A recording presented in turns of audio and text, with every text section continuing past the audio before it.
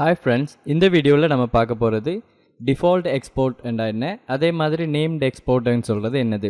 So நம்ம ரெகுலராகவே இப்படி தான் நம்ம கம்போனன்ட் க்ரியேட் பண்ண போகிறோமா ரியாக்ட் ஜேஎஸ்லன்னு கேட்டிங்கன்னா கிடையாது. ஸோ எல்லா கம்போனன்ட்ஸையும் ஒரே ஃபைலுக்குள்ளே கொண்டு வந்தால் ஸோ அதுக்கு ரொம்ப கம்ப்ளிகேட்டடாக இருக்கக்கூடிய மாதிரி இருக்கும். ஸோ நான் என்ன செய்கிறேன்னு சொல்லி பார்த்தீங்கன்னா எஸ்ஆர்சின்னு சொல்கிற இந்த ஃபோல்டரில் போயிட்டு இங்கே நியூ ஃபோல்டர் நிறைய ஆப்ஷன்ஸ் இருக்கும். பார்த்தீங்கன்னு சொன்னால் விஎஸ் கோடில் முதலாவது நியூ ஃபைல் ஆப்ஷன்ஸ் இருக்கும்.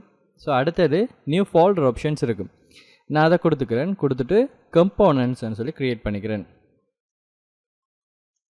கம்போனன்ட்ஸ்ன்னு சொல்லி ஒரு ஃபோல்டர் ஒன்று க்ரியேட் பண்ணிக்கிறேன். இதுக்குள்ளே தான் நம்மளோட ஃபோல்டர்ஸ் எல்லாமே நம்ம என்ன செய்ய போகிறோம்னா க்ரியேட் பண்ண போகிறோம். ஸோ யூஸ்வலாக கட்டாயமாக நீங்கள் கம்போனன்ற பேர் தான் அந்த ஃபைல்ற பேராக கொடுக்கணும்னு சொல்கிற அவசியம் கிடையாது. ஆனால் கண்டிப்பாக கேபிட்டலில் கொடுக்கணுங்கிறது இருக்குது பேர். பட் நாம் இங்கே என்ன செய்ய போகிறோம்னு சொல்லி பார்த்தீங்கன்னு சொன்னால் இதே நேமில் நம்ம ஒரு ஃபைல் ஒன்று க்ரியேட் பண்ண போகிறோம். ஸோ கம்போனன்ட்ஸ்ன்னு சொல்கிற ஃபோல்டருக்குள்ளே நியூ ஃபைல் ஆப்ஷன் கொடுத்து app image.jsxன்னு சொல்லி கொடுத்துக்கணும். புரியுதுங்களா? ரியாக்ட் ஜேஎஸுக்குரிய ஃபார்மேட்டில் நம்ம க்ரியேட் பண்ணுறதுக்கு ஜேஎஸ் என்று கொடுத்தாலும் ஒர்க் பண்ணும். பட் ஜேஎஸ்எக்ஸ் என்று கொடுத்தீங்கன்னு சொன்னால் தான் நம்ம இன்ஸ்டால் பண்ணியிருக்கிற ப்ளகின்ஸ் எல்லாமே நம்ம ஜாவா ஸ்கிரிப்டுக்குரியது என்று இல்லாமல் இது ரியாக்ட் ஜேஎஸுக்குரியது என்ற மாதிரி நமக்கு ஒர்க் பண்ணக்கூடிய மாதிரி இருக்கும். ஸோ நான் என்ன செய்கிறேன்டா, இந்த கம்போனண்ட்டை அப்படியே கட் பண்ணி கொண்டு வந்து இங்கே நான் பேஸ்ட் பண்ணிக்கிறேன். ஸோ பேஸ்ட் பண்ணதும் இங்கே நான் இதை சேவ் பண்ணுறேன். சேவ் பண்ணிவிட்டு இந்த ஃபைலை நான் போய் செக் பண்ணி பார்க்குறேன். புரியுதுங்களா? சேவ் ஆகிட்டு இது கம்பைல் ஆகணும். கம்பைல் ஆகி முடிஞ்சதுக்கப்புறம் அங்கே போய் செக் பண்ணி பார்த்தா நமக்குரிய அவுட்புட் இருக்காது. என்ன காரணம்னு சொல்லி பார்த்தீங்கன்னா நம்ம இங்கே ஆப் இமேஜ்ன்னு சொல்கிற கம்போனண்ட்டை கால் பண்ணியிருக்கோம். ஆனால் அந்த ஃபைல் அதுக்குள்ளே இல்லை. இங்கே பாருங்கள், இன்னும் நமக்கு லைன் எரர்ஸ் வருது பார்த்தீங்களா? ஸோ லைன் 10ல் ஸோ பாருங்கள், லைன் 10ல் அதே மாதிரி 11ல் அதே மாதிரி 12ல் வந்துக்கிட்டு நமக்கு என்ன செஞ்சுருக்கேன்டா இஸ் நாட் டிஃபைன்ட்னு சொல்லி வருது. அப்படின்னு சொன்னால் ஆப் இமேஜ்ண்டா என்னென்றே அதுக்கு தெரியலை. அதுக்கு ரீசன் என்னது, நம்ம வேறொரு ஃபைலுக்குள்ளே நம்ம க்ரியேட் பண்ணியிருக்கோம் இல்லையா? அப்போ நான் என்ன செய்யணும், இந்த ஃபைலுக்குள்ளே இருந்து, அதாவது app.image.jsxங்கிற ஃபைலுக்குள்ளே இருந்து app.jsங்கிற ஃபைலுக்கு நான் அந்த கம்போனண்ட்டை கொண்டு வரணும் என்று சொன்னால் நான் இப்போதைக்கு என்ன செய்கிறேன்டா நேம்ட் கம்போனன்ட் க்ரியேட் பண்ணுறேன். ஸோ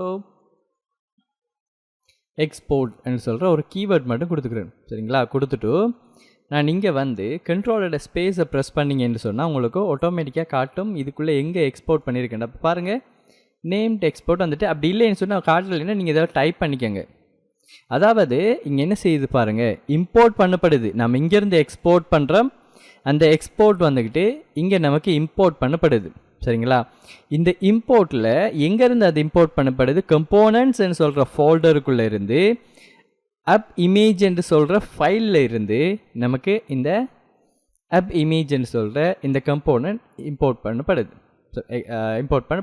இப்போ நான் அப்போது இது என்னது நேம்ட் எக்ஸ்போர்ட்ண்டா என்ன, டிஃபால்ட் எக்ஸ்போர்ட்ண்டா என்ன, நிறைய பேருக்கு இருக்கிற கன்ஃபியூஸ். நிறைய பேருக்கு இந்த கர்லி ப்ராக்கெட் ஏன் யூஸ் பண்ணி இப்படி இம்போர்ட் கொடுக்காங்கிறது கூட சில ஆட்களுக்கு தெரியாமல் இருக்கும். ஸோ அதுக்குரிய எக்ஸாம்பிளை நான் இன்னொன்று செய்கிறேன்னு பாருங்கள். திருப்பி கொடுக்கேன், எக்ஸ்போர்ட் ஃபங்க்ஷன் ஒரு நேம் ஒன்று கொடுக்கன்னு பாருங்களேன், டெஸ்ட் எக்ஸ்போர்ட் ஃபங்க்ஷன் சொல்லி கொடுத்துட்டு இந்த மாதிரி கொடுத்துக்கிறேன். புரியுதுங்களா? ஸோ இப்போ நான் எதுவுமே ரிட்டர்ன் பண்ணலை. இது ஒரு கம்போனண்ட்டாக நான் இங்கே க்ரியேட் பண்ணிக்கிறேன். அப்போ நான் இங்கே என்ன செய்ய போகிறேன்டா, இங்கே கமா பண்ணிவிட்டு எனக்கு அந்த ஃபங்க்ஷனும் தேவைண்டா கண்ட்ரோலோட ஸ்பேஸ் கொடுத்தீங்கன்னா உங்களுக்கு இங்கே காட்டும் டெஸ்ட் எக்ஸ்போர்ட் ஃபங்க்ஷன் சொல்லி இதை கொடுத்துட்டு நீங்கள் அதை உங்களுக்கு தேவைண்டா நீங்கள் இங்கே யூஸ் பண்ணிக்கலாம். அப்போ இங்கே டிஃப்ரென்ஸை பார்த்துக்கோங்க. நார்மலாக நீங்கள் நேம்ட் இம்போர்ட் பண்ணும்போது இங்கே ஒயிட் கலர் பிரைட்டாக இருக்குது. ஏன் நீங்கள் அதை யூஸ் பண்ணியிருக்கிறீங்க. ஆனால் இங்கே இம்போர்ட் பண்ணியிருக்கிறீங்க, பட் இங்கே எக்ஸ்போர்ட் பண்ண ஃபங்க்ஷன் இங்கே இம்போர்ட் பண்ணியிருக்கேன், பட் எங்கேயுமே யூஸ் பண்ணலைங்கிறதால நமக்கு என்ன செய்யும், ஸ்மோக் ஒயிட்டில் நமக்கு அதை காட்டுது. ஸோ நான் என்ன செய்கிறேன்னு பாருங்கள். அப்போது மல்டிப்புளாக வந்துக்கிட்டு நம்ம என்ன செய்யலாம்னு சொன்னால் இங்கேருந்து எக்ஸ்போர்ட் பண்ணலாம். இதை சொல்லுவாங்க நேம்ட் எக்ஸ்போர்ட்னு சொல்லுவாங்க. அப்போ இதுதானே ஒரு வே எக்ஸ்போர்ட் பண்ணுறதுக்குன்னு கேட்டிங்கன்னா கிடையாது. ஸோ நீங்கள் இப்படி க்ரியேட் பண்ணிவிட்டு அந்த எக்ஸ்போர்ட்டை நீங்கள் இப்படி கூட கொடுக்கலாம். எக்ஸ்போர்ட் இந்த கொடுத்துட்டு ஓப்பன் க்ளோஸ் கர்லி ப்ராக்கெட்டுக்குள்ளே app image comma test export function இந்த மாதிரி கொடுத்தீங்கன்னு சொன்னாலும் நீங்கள் ஒவ்வொன்றுக்கும் நீங்கள் எக்ஸ்போர்ட்னு முன்னுக்கு கொடுக்காம நீங்கள் என்ன செய்யலாம்டா எக்ஸ்போர்ட்டுங்கிற ஒரு கீவேர்ட் கொடுத்துட்டு ஓப்பன் க்ளோஸ் கேர்லி பிராக்கெட் கொடுத்துட்டு இந்த மாதிரி எக்ஸ்போர்ட் பண்ணலாம். பண்ணனா இங்கே பாருங்கள் திருப்பியும் நான் கண்ட்ரோலோட ஸ்பேஸ் கொடுக்க எனக்கு அந்த இம்போர்ட் பண்ணுறதுக்குரிய ஃபங்க்ஷன்ஸ் எனக்கு இங்கே டிஸ்பிளே பண்ணுது. இது வந்துக்கிட்டு என்னது நேம்ட் எக்ஸ்போர்ட் என்று சொல்லுவாங்க.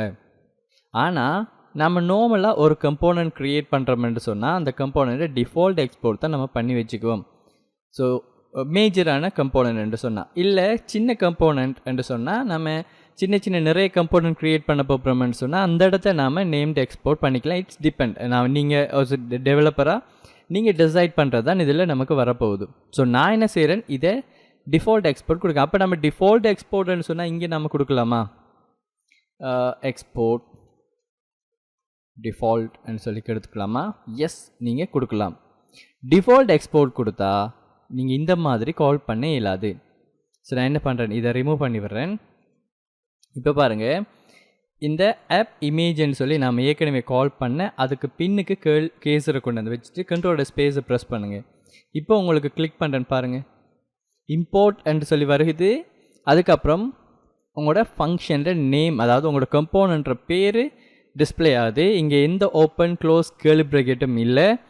அதே மாதிரி ஃப்ரம் நம்ம ஏற்கனவே கொடுத்த மாதிரி எக்ஸாக்டாக சேம் இந்த ஃபைலில் இருந்து உங்களுக்கு இது டிஃபால்ட் எக்ஸ்போர்ட் பண்ணப்படுது என்று சொல்கிறது நமக்கு புரியக்கூடிய மாதிரி இருக்கும். ஸோ நான் இங்கே என்ன செய்கிறேன், இப்படி கொடுத்துட்றேன். ஆனால் இது தானே ப்ராப்பர் வேன்னு கேட்டிங்கன்னா கிடையாது. ஆனால் நார்மலாகவே எப்படி எக்ஸ்போர்ட் பண்ணாங்க டிஃபால்ட் எக்ஸ்போர்ட்னு சொன்னால் இந்த மாதிரி கொடுத்துட்டு ஆப் இமேஜ் சொல்லி கொடுத்துருவாங்க. ஸோ இதுதான் ப்ராப்பர் வே. ஸோ நான் இப்படி கொடுத்துட்டு இங்கே என்ன செய்கிறேன், போய் ரீஃப்ரெஷ் பண்ணி பார்க்க எனக்கு என்ன செய்யுது, எக்ஸாக்டாக எனக்கு என்ன அவுட்புட் அந்த வீடியோவில் வந்துச்சோ அதே அவுட்புட் நமக்கு இங்கேயும் டிஸ்பிளே ஆகக்கூடிய மாதிரி இருக்குது. சரிங்களா? ஸோ அப்போ நான் என்ன செஞ்சிட்டேன், இந்த மாதிரி எக்ஸ்போர்ட் பண்ணுற ஆப்ஷன்ஸ் நம்ம கொண்டு வந்து கொடுத்துட்டோம். அப்போ இது மட்டும்தான் நம்ம கொடுக்கலாம் என்று கேட்டிங்கன்னு சொன்னால் கண்டிப்பாக கிடையாது. இப்போ நான் என்ன செய்ய போகிறேன்டா, டிஃபால்ட் எக்ஸ்போர்ட் கொடுத்துருக்கேன். சரிங்களா? அப்போ எப்படி நம்ம நேம்டு எக்ஸ்போர்ட் பண்ணுறது, ரெண்டுமே பண்ணலாமா ஒரு ஃபைலில் இருந்துன்னு கேட்டிங்கன்னா கண்டிப்பாக உங்களால் பண்ண இயலும். ஸோ நான் என்ன பண்ணுறேன் நீங்கன்னு சொல்லி பாருங்கள், ஃபங்க்ஷன். ஸோ சிம்பிள், நம்ம என்ன செய்யலாம்டா எஃப்எஃப்சி என்று கொடுக்கலாம். நான் ஷார்ட்கட் கொடுக்க பாருங்கள், கொடுத்தா டிஃபால்ட் எக்ஸ்போர்ட்டுக்குரியது வருது. நம்ம அதை சேஞ்ச் பண்ணிக்குவோம். ஸோ நான் என்ன செய்கிறேன்டா, அப் இமேஜ் டைட்டில் என்று சொல்லி கொடுக்கேன். இமேஜ் ரிலேட்டடானது ஒன்றுன்னு சொல்லி கொடுத்துட்றேன். கொடுத்துட்டு நான் இங்கே என்ன செய்கிறேன்டா, H3 டேக்கில் H2 டேக் ஒன்று க்ரியேட் பண்ணிவிட்டு ஓப்பன் க்ளோஸ் கேர்லி பிராக்கெட் பண்ணுறேன். பண்ணதுக்கப்புறம் என்ன செய்கிறேன், ப்ராப்ஸ் என்று கொடுத்த மாதிரி இங்கேயும் ப்ராப்ஸ் என்று கொடுத்துட்டு நான் என்ன செய்கிறேன், ப்ராப்ஸ் டாட் டைட்டில். ஸோ டைட்டில்னு சொல்கிற ப்ராப்பர்ட்டி நமக்கு தந்தால் இந்த H1 டேக்கில் டிஸ்பிளே பண்ணுங்கன்னு சொல்லி கொடுத்து வரேன். ஸோ கொடுத்துட்டு நான் என்ன செய்கிறேன்டா, இதை எக்ஸ்போர்ட் பண்ண போகிறேன் இங்கேருந்து. அப்போ எப்படி நம்ம டிஃபால்ட் எக்ஸ்போர்ட் கொடுக்கலாமா என்று கேட்டிங்கன்னு சொன்னால் இங்கே நம்ம என்ன செய்யலாது, இப்படி ஓப்பன் க்ளோஸ் கேர்லி பிராக்கெட் பண்ணி நம்ம டிஃபால்ட் எக்ஸ்போர்ட் பண்ண இயலாது. இப்படி கொடுத்துட்டு நம்ம அப் இமேஜ் டெக்ஸ்ட் இந்த மாதிரி நம்ம என்ன செய்யலாது, எக்ஸ்போர்ட் பண்ண இயலாது. பண்ணுனா இங்கே நமக்கு எந்த அவுட்புட்டுமே இங்கே டிஸ்பிளே பண்ணல, என்னடா எரர் காட்டும். ஏன், நம்ம இங்கே எக்ஸ்போர்ட் பண்ணக்கு டிஃபால்ட் எக்ஸ்போர்ட் ஒன்று தான் இருக்கணும். அப்போ எப்படி நம்ம அதை எக்ஸ்போர்ட் பண்ணுறது, நேம்டு எக்ஸ்போர்ட் பண்ணலாம். Export open close curly bracket பண்ணிவிட்டு அப் இமேஜ் டைட்டில்னு சொல்லி கொடுத்துடலாம். ஸோ இப்போ பாருங்கள் இங்கே என்ன செய்கிறேன்னு சொன்னால் ஒவ்வொரு ஆளுக்கும் இமேஜ் டைட்டில் கொடுக்கணும். அப் இமேஜ் டைட்டில் இங்கே பாருங்கள் ஆட்டோமேட்டிக்காகவே உங்களுக்கு காட்டும். அந்த ஃபைல் ஓப்பனில் இருக்கணும், அப்போ தான் ஆட்டோமேட்டிக்காகவே ஐடென்டிஃபை பண்ணி. இங்கே பாருங்கள், நான் இங்கே கொடுத்ததும் என்டரை ப்ரெஸ் பண்ண உடனேயே எனக்கு open curly bracket close curly bracket, அதாவது default export comma open close curly பிராக்கெட்டுக்குள்ளே என்டர் நேம்டு எக்ஸ்போர்ட்ற பேர் இங்கே நமக்கு வந்துடுச்சு. ஸோ நான் என்ன செய்கிறேன், கொடுத்துட்டு டைட்டில் ப்ராப்பர்ட்டி கொடுக்கேன். ப்ராப்பர்ட்டி கொடுத்துட்டு நீங்கள் டெக்ஸ்ட்டே கொடுக்க போகிறீங்க, நீங்கள் இந்த மாதிரியும் கொடுக்கலாம், at open close curly bracket கொடுத்தும் கொடுக்கலாம். ஸோ இது உங்களோட விருப்பம். சரிங்களா? இங்கே கூட நீங்கள் யூஆர்எலுக்கும் கட்டாயம் ஓப்பன் க்ளோஸ் கேர்லி பிராக்கெட் தான் கொடுக்கணும்னு சொல்கிற அவசியமும் கிடையாது. ஆனால் நான் ஏன் அந்த மாதிரி கொடுத்து உங்களுக்கு செய்து காட்டினேன்னு சொன்னால், ஒருவேளை நீங்கள் ஏதாவது பராமீட்டர் பாஸ் பண்ண போகிறீங்க, அதாவது இந்த ரியாக்டரை டேட்டா இல்லை ஸ்டேட் ஏதாவது நீங்கள் டைனமிக்காக பாஸ் பண்ண போகிறீங்கன்னா கண்டிப்பாக இது கொடுத்தா தான் நம்ம அதை யூஸ் பண்ணிக்கலாம். நான் அதையும் உங்களுக்கு காட்டுறேன். ஸோ இப்போ நான் என்ன செய்ய போகிறேன்டா, இங்கே நான் கொடுக்கணும் வந்துட்டு image1 image1 காப்பி பண்ணிக்கிறேன், பேஸ்ட் பண்ணுறேன் image 2, இங்கே image 3. ஸோ கொடுத்துட்டு சேவ் பண்ணுறேன்னு பாருங்கள். image 1 வந்துடுச்சு, அதுக்குரிய இமேஜ். புரியுதுங்களா? image 2 டிஸ்பிளே ஆகிடுச்சு, அதுக்குரிய இமேஜ். image 3 டிஸ்பிளே ஆகிடுச்சு, அதுக்குரிய இமேஜ். அப்போது கீழே கீழே நமக்கு என்ன செய்யுது, இங்கே இமேஜஸ் டிஸ்பிளே ஆகக்கூடிய மாதிரி நமக்கு என்ன செய்திருக்கு, இங்கே வந்திருக்கு. அப்போது நம்ம ரொம்ப தெளிவாக கவனிச்சிக்க வேண்டிய விஷயம் என்னன்னு சொன்னால், ஒரு ஃபைலில் இருந்து இன்னொரு ஃபைலுக்கு ஒரு கோடை, ஒரு கம்போனண்ட்டை நம்ம கொண்டு வர போகிறோம்னு சொன்னால் கண்டிப்பாக இங்கேருந்து எக்ஸ்போர்ட் நடந்திருக்கணும். எந்த இடத்த நம்ம யூஸ் பண்ண போகிறோமோ அந்த இடத்த இம்போர்ட்டுங்கிறது நடந்திருக்கணும். இது முதலாவது ரூல். அடுத்தது, நம்ம ஏதாவது டிஃபால்ட்டாக நம்ம என்ன செய்ய போகிறோம்டா எக்ஸ்போர்ட் பண்ண போகிறோம்னு சொன்னால் கண்டிப்பாக டிஃபால்ட்டுங்கிற கீவேர்ட் கொடுத்துட்டு இந்த இம்போர்ட் பண்ணுறதுக்குரிய வேயை கொடுக்கணும். ஏன்னா நம்ம கடைசியில் கொடுத்து வச்சுக்கிட்டோம்னா நமக்கு ஈஸி. நம்ம ஒரு கோடு எடுக்கும்போது எண்டில் போய் பார்க்கும்போது எஸ் இதெல்லாம் இது டிஃபால்ட்டான எக்ஸ்போர்ட், இதெல்லாமே வந்துட்டு நேம்டு எக்ஸ்போர்ட்ங்கிறது நமக்கு தெளிவாக புரியக்கூடிய மாதிரி இருக்கும். அப்போது டிஃபால்ட் எக்ஸ்போர்ட் ஒன்று தான் இருக்கலாம், நேம்டு எக்ஸ்போர்ட் எத்தனை வேணாலும் இருக்கலாம். நீங்கள் கமா பண்ணி நீங்கள் எக்ஸ்போர்ட் பண்ணிக்கிட்டே போகலாம். இங்கே ஒரு இம்போர்ட்டை நீங்கள் பார்க்கும்போது ஒரு இன்டர்வியூலேயோ இதுலேயோ கேட்கும்போது ஸோ கேர்லி ப்ராக்கெட்டுக்குள்ளே கொடுக்காமல் இம்போர்ட்டுக்கு பக்கத்தில் ஒரு பேர் இருக்குமென்னு சொன்னால் நம்ம சிம்பிளாகவே நம்ம சொல்லிக்கலாம், அது வந்துக்கிட்டு டிஃபால்ட் எக்ஸ்போர்ட் நடந்திருக்கு, அந்த கம்போனண்ட் வந்துட்டு டிஃபால்ட்டாக எக்ஸ்போர்ட் பண்ணியிருக்கு. கேர்லி ப்ராக்கெட்டுக்குள்ளே இருக்குமாக இருந்தால் அது வந்துக்கிட்டு நேம்டு எக்ஸ்போர்ட் பண்ணப்பட்டிருக்கு என்று சொல்கிறத நம்ம தெளிவாக சொல்லிக்கக்கூடிய மாதிரி இருக்கும். ஸோ இதை நீங்களும் ப்ராக்டிஸ் பண்ணி பாருங்கள். நம்ம அடுத்த வீடியோவில் இன்னொரு டாபிக் ரிலேட்டடாக பார்ப்போம். தேங்க்யூ.